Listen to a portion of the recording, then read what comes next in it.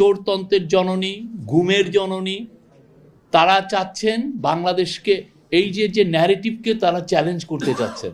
বারবার আপনি ওদের মেসেজগুলো দেখেন, 3000 পুলিশ মারা গেছে।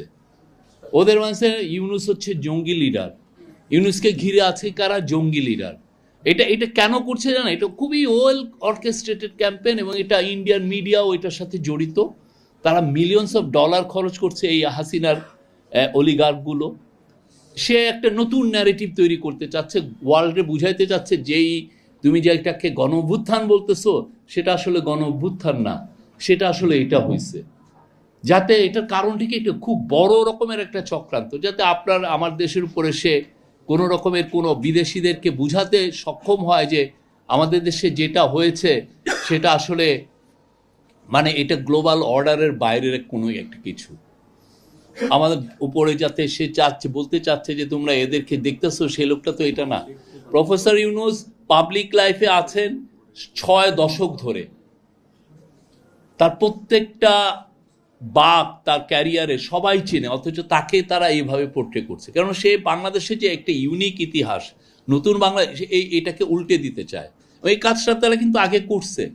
আপনি দেখেন পুরোটা 15 বছরে কয়জন লেখক আছে যে 74-এর ফ্যামিলিয়ান লিখেছে? আপনি দেখেছেন? কারণ কেউ নাই। আপনি যে আফতাব আহমেদ, যিনি ছিলেন কি জন্য বাসন্তীর ছবি তুললেন, উনি মিস্টিরিয়াসলি মারা গেলেন, কেউ এটা ইনভেস্টিগেটও করলো না। পুরো আপনি 74 সালে আপনি রক্ষী বাহিনী দ্বারা যেটা আমরা দেখেছি, যেটা পড়েছি, 30,000 লোক মারা গেছে।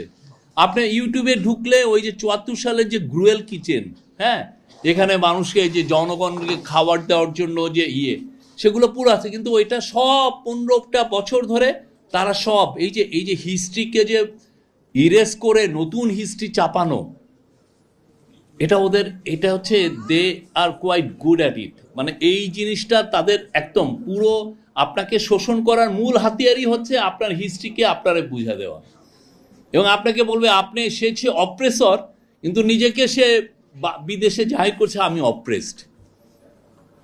আপনার পুরো বাংলাদেশের থেকে তার এবং তার লোকরা $234 বিলিয়ন বাইরে নিয়ে গেছেন। তার এবং তার পেটুয়া বাহিনী বাংলাদেশের 3,500 লোককে গুম করেছেন।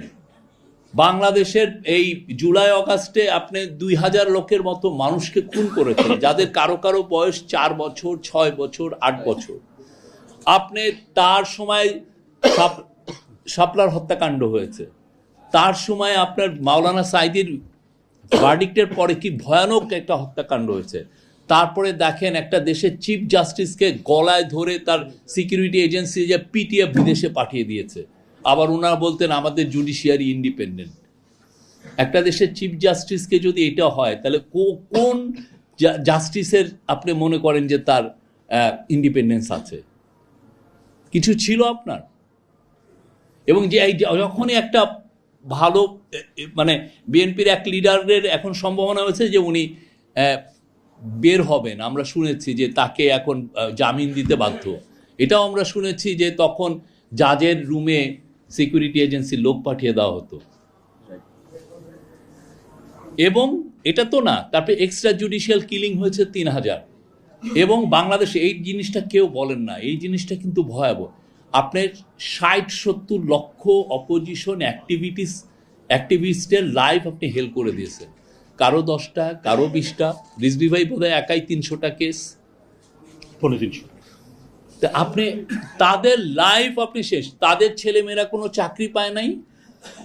তারা যদি চুপি সারে কোনোভাবে একটা ধরেন একটা কনস্টেবলেরও চাকরি পেয়ে গেছে, সেটাও জানাজানি হয়ে গেছে যে না, উনি বিএনপি পরিবারে, ওর চাকরি দেওয়া যাবে না। কি ভয়াবহ একটা সময়। কিন্তু তারা টোটালটা, তাদের পুরো অ্যাটেম্পটা হচ্ছে যে এটাকে আমি উল্টিয়ে দিব, দিয়ে আমার ন্যারেটিভ আনবো। এই ন্যারেটিভের এগেনস্টে এই গ্রাফিতির বই খুব ইম্পর্টেন্ট।